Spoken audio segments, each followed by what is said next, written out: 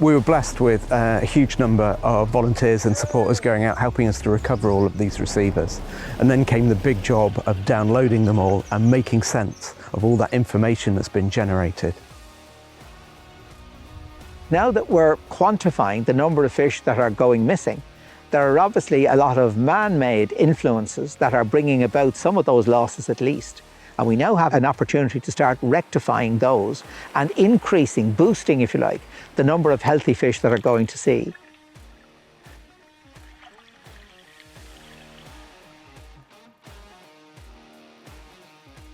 And the graphs were really interesting and steady, a kind of steady decline.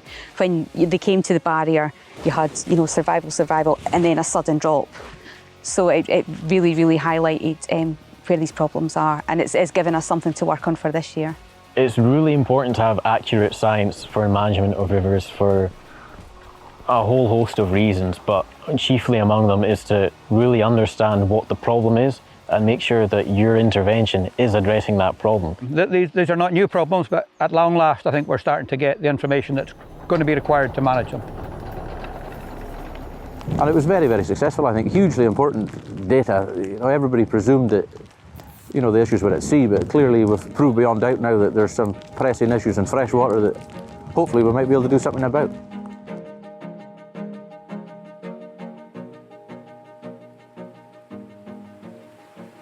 What's happened with anthropogenic modification of the environments is that we're causing delays to the smolt migration. In doing so, we're increasing their probability of being identified and caught by a predatory species.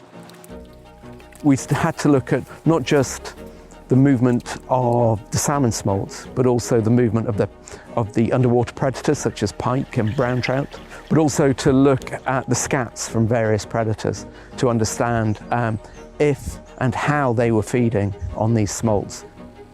So we've put out an array of receivers in particular bays and particular locations in still water.